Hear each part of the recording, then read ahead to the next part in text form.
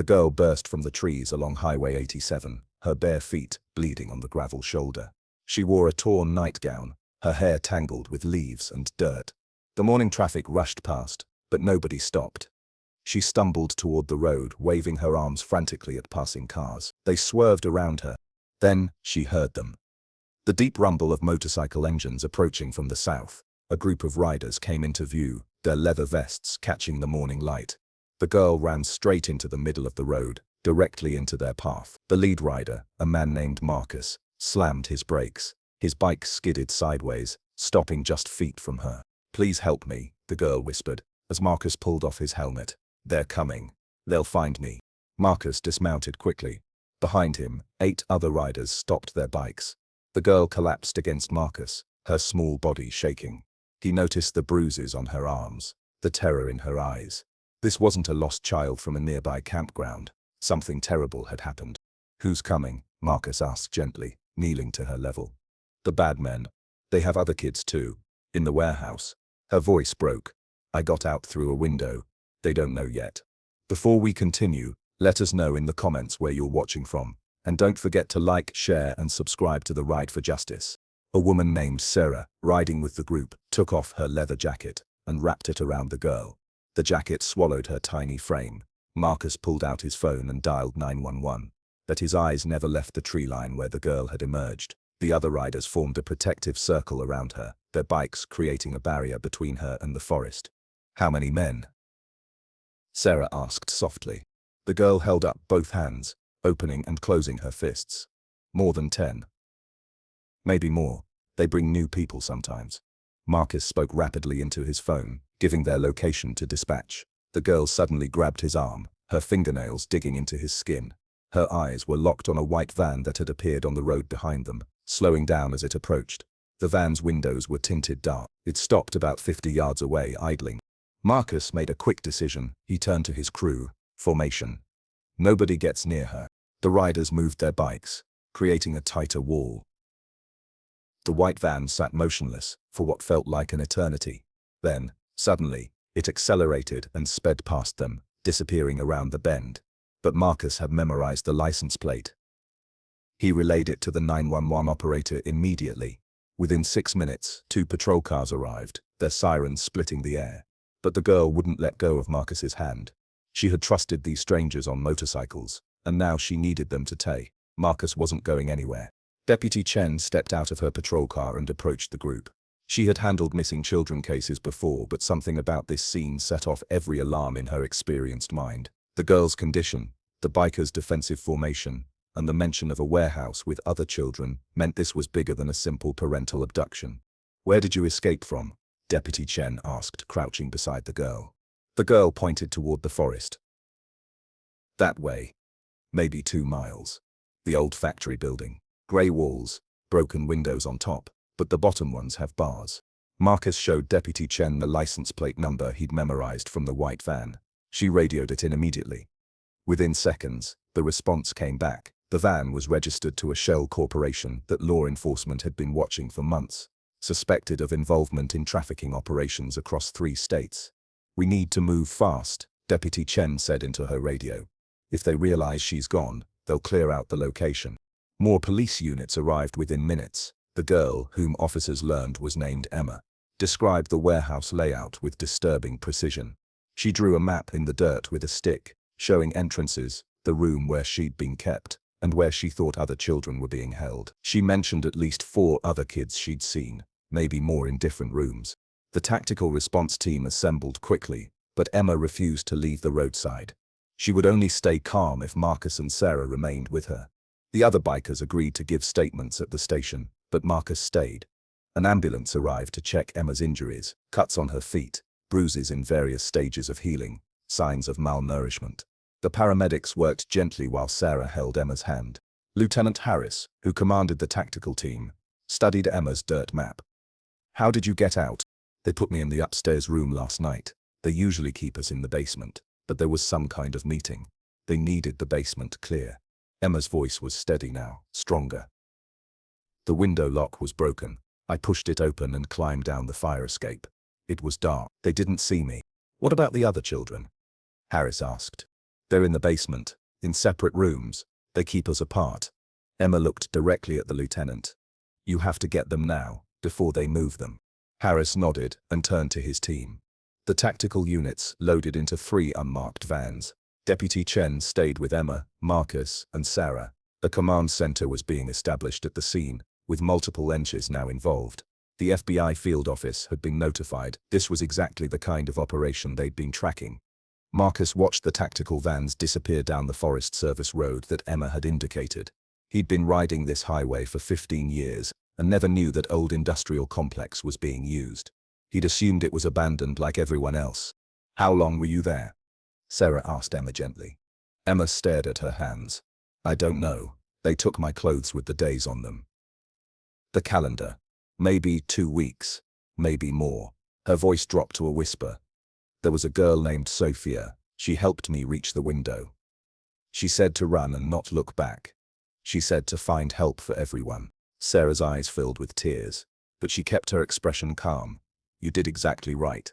You were so brave. The radio crackled with updates. The tactical team had eyes on the warehouse, multiple vehicles in the parking area, lights on inside despite the early morning hour. They were preparing to breach. Lieutenant Harris's voice came through clearly. We have visual confirmation of subjects inside, preparing entry. All units stand by. Emma squeezed Marcus's hand tighter. The command center radio transmitted every moment of the operation. Lieutenant Harris counted down from 3, and then the distinctive sound of the breaching ram hitting the warehouse door echoed through the speaker. Shouting erupted immediately. Men's voices yelling commands, orders to get on the ground. The chaos of a coordinated raid in progress. Deputy Chen turned down the radio volume slightly, shielding Emma from the harshest sounds, but the girl's eyes remained fixed on the speaker. She needed to know what was happening. She needed to know if Sophia and the others would be saved. Multiple suspects in custody. A voice reported through the radio, securing the first floor, moving to basement level. Marcus felt Emma's grip tighten until her small fingernails drew blood from his palm. She didn't notice. Neither did he. Sarah positioned herself closer, ready to comfort Emma regardless of what news came through that radio. 2 minutes passed. They felt like hours. Basement secured. We have children. I repeat, we have children. Requesting immediate medical response. Multiple juveniles. Conditions varying. We need ambulances now. Emma's body relaxed slightly, but tears started streaming down her face. Did they find Sophia? The radio traffic continued with rapid-fire updates. 5 children found in the basement, ages ranging from 7 to 13. All alive. Medical teams were being dispatched. The upstairs rooms were being cleared. More suspects taken into custody. The operation was successful. Deputy Chen called directly to Lieutenant Harris. The girl who helped Emma escape, Sophia, did they find her? A pause. Then Harris's voice came back. Affirmative. Sophia is safe. She's asking about the girl who got away. Tell her Emma made it. Emma collapsed into Sarah's arms, sobbing with relief. The paramedics wanted to transport her to the hospital for a full examination, but Emma refused to leave until she knew everyone was safe. The command center agreed to let her stay until the other children were brought to the roadside staging area. The tactical team worked methodically through the warehouse, documenting evidence, photographing everything, and carefully extracting the children. Each child was handled with extreme care, wrapped in blankets, carried out by officers trained in trauma response. The medical teams set up a triage area in the Forest Service Road parking lot, away from the warehouse but close enough for rapid treatment. Meanwhile, the arrests continued. The radio reported 7 men in custody from the warehouse, then 8, then 9. The suspects ranged from the guards who watched the children to the organizers who ran the operation. Detectives were already working to identify others involved in the network. This wasn't just a single location. The evidence inside suggested a much larger operation. Agent Morrison from the FBI arrived at the command center. She'd been tracking trafficking networks in this region for 3 years. She went directly to Emma. You saved those children's lives. You know that. What you did was incredibly brave. Emma looked up at the FBI agent. Will you get all of them? All the bad men? We're going to try our hardest, Morrison said, and you're going to help us do that. When you're ready, when the doctors say you're okay, we'll need you to tell us everything you remember.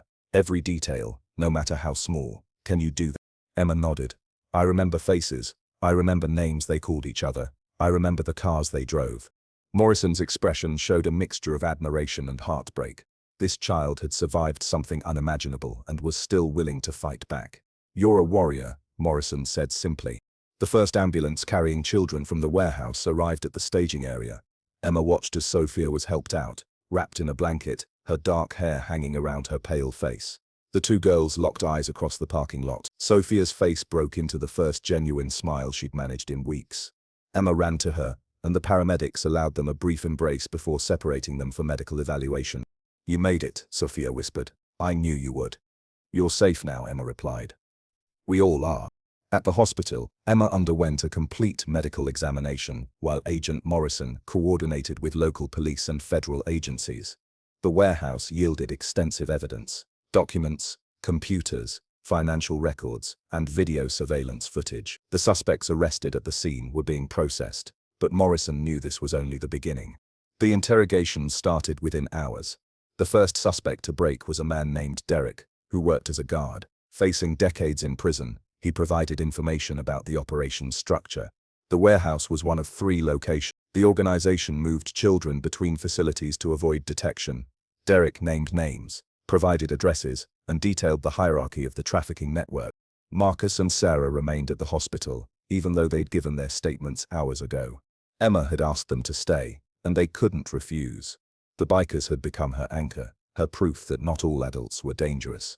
Marcus called his crew, updating them on the situation. Word spread through the motorcycle community quickly.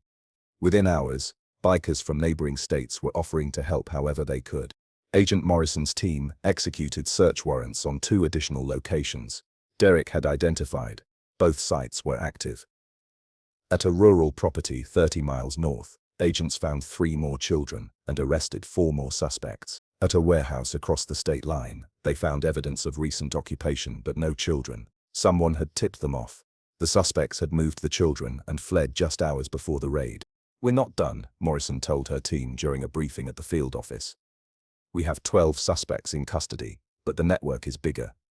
We need the tech team to break into those computers. We need to identify everyone involved." The computer forensics team worked through the night.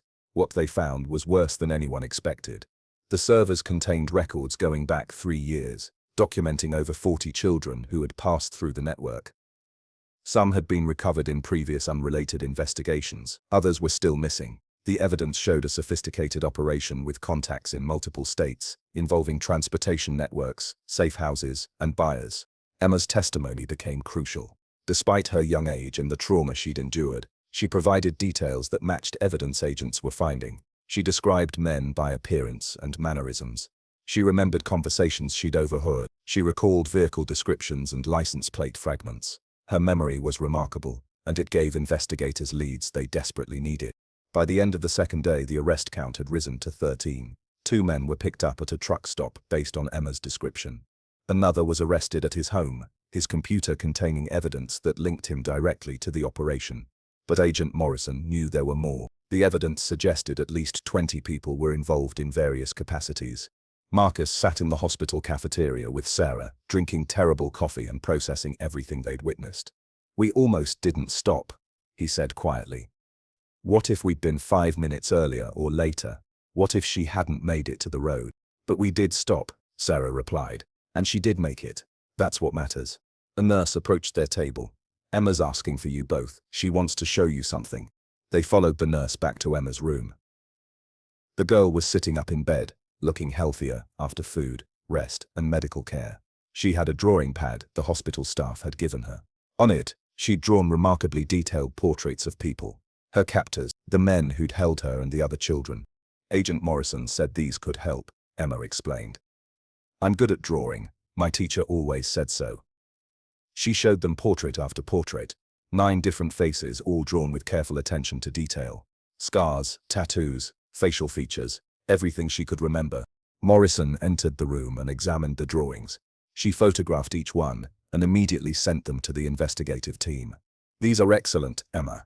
Really excellent work." One of the portraits showed a man with a distinctive scar across his eyebrow. Morrison studied it carefully. "I know this face," she said. "We've been looking for this man for 2 years." He's been connected to trafficking operations across 4 states, but we've never been able to locate him. Emma pointed to another drawing. He was the boss. Everyone was scared of him. He only came twice, but when he did, everyone acted different. Morrison took that drawing and walked out of the room, her phone already at her ear. This was the breakthrough they needed.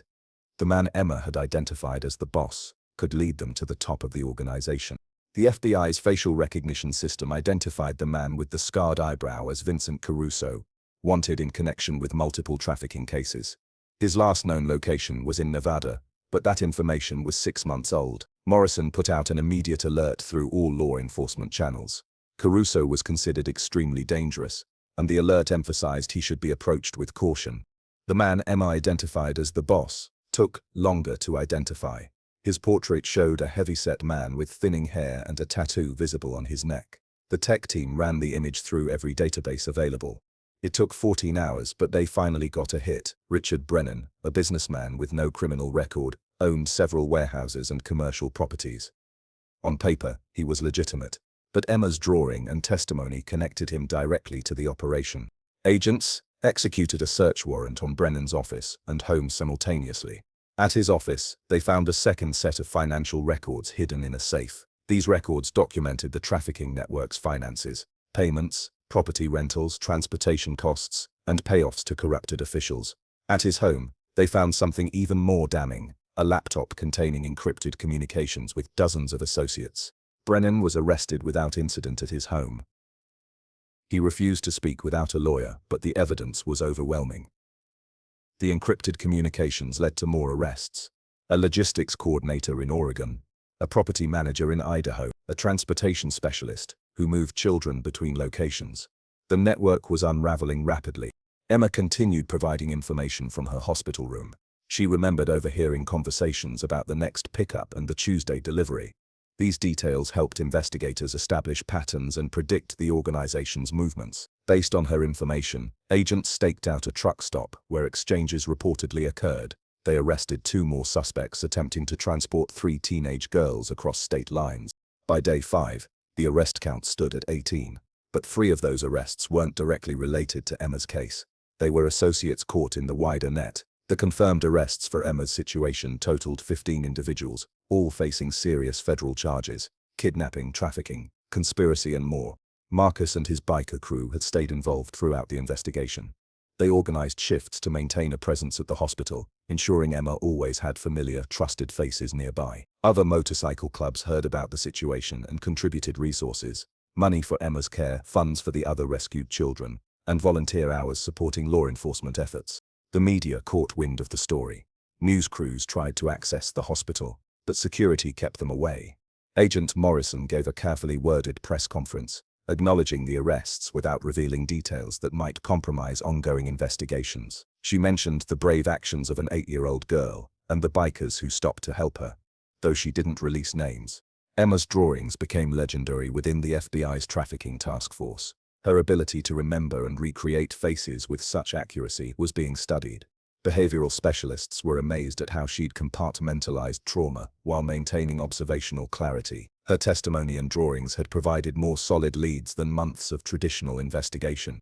But Emma was still a traumatized child. She had nightmares. She startled at sudden sounds. She refused to be alone in a room. The hospital's child psychologist worked with her daily, helping her process what she had experienced. Marcus and Sarah's presence helped immensely. They represented something rare in Emma's recent experience: adults who helped without wanting anything in return. Sophia and the other rescued children were recovering in separate rooms. The hospital kept them apart initially to prevent them from influencing each other's statements during the investigation. But eventually, they allowed supervised visits. Emma reunited with each child she'd been held captive with, sharing tears and relief. The investigation revealed that Emma had been taken during a camping trip with her aunt's family 3 weeks earlier. She'd wandered from the campsite briefly and someone had grabbed her. Her family had reported her missing immediately, but the trail had gone cold quickly. They'd been searching frantically, following every lead, never knowing she was just 50 miles away in that warehouse. Agent Morrison arranged for Emma's parents to come to the hospital. They'd been contacted days earlier, but had to travel from across the country. The reunion was emotional beyond words. Emma's mother couldn't stop holding her daughter, couldn't believe she was real and safe. Her father stood nearby, tears streaming down his face, overwhelmed with gratitude and rage at what his daughter had endured. They thanked Marcus and Sarah repeatedly, struggling to find adequate words. Marcus simply said, "Anyone would have stopped," but Emma's father shook his head. "Cars passed her on that road. People saw her and didn't stop. You did. You saved our daughter's life." The encrypted laptop from Richard Brennan's home proved to be the key to dismantling the entire network. The FBI's cyber team worked around the clock to decrypt the communications. What they found was a detailed organizational chart, complete with roles, responsibilities, and contact information for everyone involved in the trafficking operation. Vincent Caruso, the man with the scarred eyebrow, was located at a motel in Arizona. He'd been using a fake ID, but local police recognized him from the FBI alert. They coordinated with federal agents for the arrest. Caruso fought back, trying to escape through a bathroom window, but he was apprehended. His arrest brought the total to 16, though the FBI wasn't counting the Arizona arrest in Emma's case statistics. Agent Morrison focused on the communications that directly related to the warehouse where Emma had been held. She identified 3 more individuals who had visited the location or provided direct support to the operation. 2 were arrested within 48 hours. The third, a man named Thomas Garvey, who'd worked as a recruiter, had disappeared. Garvey's last known location was a rented apartment he'd abandoned days before the initial raid. He'd clearly been tipped off, though investigators couldn't determine how. His phone was off, his credit cards unused, and his vehicle found abandoned at a bus station. An arrest warrant was issued, and his picture was distributed to law enforcement nationwide. Emma's testimony directly implicated Garvey. She identified him from a photo array as one of the men who'd transported her to the warehouse after her initial kidnapping. She described his voice, his mannerisms, and specific things he'd said during the drive. Her testimony alone was enough to charge him with kidnapping and trafficking if he could be found. Morrison assigned a dedicated team to track Garvey. They analyzed his background, contacted his family members, and monitored his known associates. His ex-wife cooperated with investigators, providing information about his habits and potential hiding places. She'd left him years earlier, suspecting he was involved in illegal activities, but never imagining the extent of his crimes. The break came from an unexpected source. A bounty hunter in Texas, following up on an unrelated warrant, encountered a man matching Garvey's description at a motel outside Houston. The bounty hunter recognized him from the FBI alert and contacted local authorities. Agents arrived within the hour and arrested Garvey as he tried to flee out a back exit. With Garvey in custody, the total arrests specifically related to Emma's case reached 15 individuals, exactly as the operation had been designed. These weren't random criminals, they were part of an organized network with specific roles: transporters, guards, organizers, property managers, and coordinators. Each arrest represented a piece of the larger operation being dismantled. The charges against all 15 suspects were severe. Federal trafficking charges carried mandatory minimum sentences of 15 years, with potential life sentences for the most serious offenders. Additional charges included kidnapping, conspiracy, racketeering, and various other crimes. The evidence was overwhelming: physical evidence from the warehouses, computer records, financial documentation, surveillance footage, and most damaging of all, testimony from Emma and the other rescued children. Richard Brennan, identified as the organization's leader, faced the most charges. The evidence showed he'd been operating the trafficking network for at least 4 years, moving dozens of children through his facilities. His attorney attempted to negotiate a plea deal, but prosecutors refused. They wanted a trial that would expose the full extent of his crimes. Marcus attended several of the preliminary court hearings, supporting Emma's family and ensuring the public knew how these predators had been caught. The courtroom was packed with law enforcement officers, victim advocates, and members of the motorcycle community who'd rallied around Emma's story. The 15 suspects appeared in shackles, their faces showing various degrees of fear, defiance, and resignation. The judge presiding over the preliminary hearings called it one of the most disturbing cases she'd encountered. She ordered all 15 suspects held without bail, citing flight risk and danger to the community. Each defendant would face trial, though prosecutors expected several might attempt plea bargains as evidence mounted. Emma didn't attend the hearings. She was still recovering, working with therapists, and beginning the long process of healing. But she knew what was happening. Agent Morrison kept her informed in age-appropriate ways, ensuring Emma understood that her bravery had consequences for the men who'd hurt her. The other rescued children were also recovering, each in their own way. Some had families to return to, others entered foster care. All received extensive support services, medical care, therapy, education assistance, and long-term monitoring. The FBI established a victim assistance fund, and donations poured in from around the country, including substantial contributions from motorcycle clubs. The investigation continued even after the arrests. Agents traced the network's activities backward, identifying other victims and potential accomplices. Several lower-level associates were charged with lesser crimes, but the core 15 remained the focus of prosecution efforts. 6 months after Emma's escape, the trials began. Richard Brennan's trial went first, setting the stage for the others. The evidence presented was damning and detailed. Prosecutors introduced financial records, surveillance footage, testimony from rescued children, and physical evidence from the warehouses. Emma testified via video link, sparing her the trauma of facing Brennan in person. Her testimony was clear, detailed, and devastating. The jury deliberated for less than 3 hours. Guilty on all counts. Brennan showed no emotion as the verdict was read, but his attorney immediately filed notice of appeal.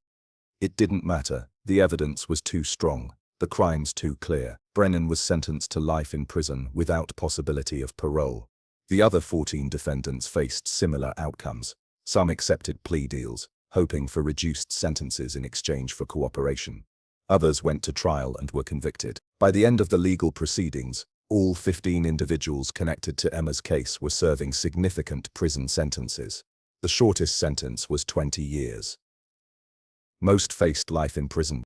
Thomas Garvey, the recruiter who tried to flee, received one of the harshest sentences after a jury heard Emma's testimony about her kidnapping and transport. His conviction brought a sense of closure to the case. Every person directly responsible for Emma's trauma was behind bars. Agent Morrison visited Emma one final time after the last trial concluded.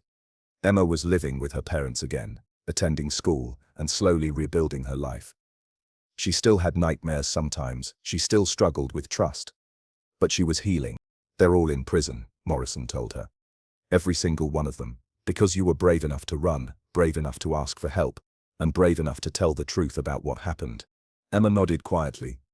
"What about the other kids? The ones who were taken before me?" "We're still working on that," Morrison admitted. "Your case helped us identify other victims. We're finding them, bringing them home when we can. Your bravery saved more than just yourself and the children in that warehouse. It helped us break an entire network." Marcus and Sarah maintained contact with Emma's family. The bikers had become unexpected heroes, their simple act of stopping when others didn't sparking a nationwide conversation about awareness and intervention. Marcus's motorcycle club started a non-profit organization focused on child safety and trafficking awareness. They partnered with law enforcement agencies, providing volunteer support and raising funds for victim services. The story of the 8-year-old girl who ran to bikers for help spread far beyond the local community. It became a symbol of hope and the importance of paying attention to those who need help. The motorcycle community embraced the story, using it to change public perception of bikers as dangerous or intimidating. They were protectors, they argued, and Emma's case proved it. Emma eventually wanted to meet Marcus's entire biker crew. Her parents arranged a gathering at a local park, where Emma thanked each rider personally. She'd made cards for them, decorated with drawings of motorcycles and rainbows. The tough bikers accepted the cards with tears in their eyes, promising Emma they'd always be there if she needed them. Sophia and the other rescued children also recovered at different paces. Some stayed in contact with Emma, others preferred to move forward without reminders of their trauma. There was no right or wrong way to heal. Each child followed their own path, supported by families, therapists, and dedicated victim advocates. The FBI used Emma's case as a training example for agents working trafficking investigations. Her observational skills and bravery became legendary within the Bureau. Agent Morrison wrote a paper on the case, analyzing how children's testimony can be effectively utilized when handled properly and supported appropriately. 2 years after her escape, Emma spoke at a congressional hearing on trafficking legislation. Now 10 years old, she testified about her experience and the importance of supporting victims and prosecuting predators. Her testimony influenced new legislation that strengthened penalties for trafficking crimes and increased funding for victim services. The 15 predators remained in prison, their appeals denied repeatedly. Several faced additional charges as investigators continued uncovering evidence of other crimes. The network they'd built was completely dismantled, its assets seized, and its operations permanently shut down. Marcus rode Highway 87 regularly, always remembering the morning Emma ran from those trees. He'd installed a small memorial marker at the spot where they'd stopped, honoring not just Emma's bravery but all victims of trafficking. Other bikers visited the spot, leaving flowers and tokens of remembrance. Emma grew stronger each year. The nightmares became less frequent. The fear faded gradually. She learned to trust again, to laugh again, to be a child again. Her parents enrolled her in self-defense classes at her request. She wanted to be able to protect herself, to never feel helpless again. On the anniversary of her rescue, Emma's family held a small private ceremony. They invited Marcus, Sarah, and the other bikers who'd stopped that morning. Emma had written a speech, which she read carefully. "You could have driven past me like everyone else did, but you stopped. You listened. You protected me. You helped put 15 bad men in prison and saved other kids too. Thank you for being brave enough to help a scared little girl on the side of the road." There wasn't a dry eye among the bikers. The story of Emma's escape, and the subsequent arrests, became more than just a news headline. It became a reminder that everyday people can make extraordinary differences, that stopping to help matters, that children's voices deserve to be heard and believed, that evil can be fought and defeated when good people refuse to look away. 15 predators were behind bars, because one 8-year-old girl was brave enough to run, and a group of bikers was brave enough to stop. Justice had been served, lives had been saved, and a network of evil had been destroyed. Emma's story didn't end with her rescue. It continued in her healing, in the legislative changes her testimony inspired, in the awareness campaigns built around her experience, and in every child who benefited from the increased attention to trafficking prevention. Her nightmare had become a catalyst for change, and her bravery had echoed far beyond that roadside on Highway 87. The 15 men who'd terrorized Emma and countless other children would spend the rest of their lives in prison. They'd face their crimes every day behind bars, knowing a child had brought them down. Emma had survived, testified, and helped ensure they'd never hurt anyone again. That was justice. That was healing. That was the power of one brave girl and the people who chose to help her.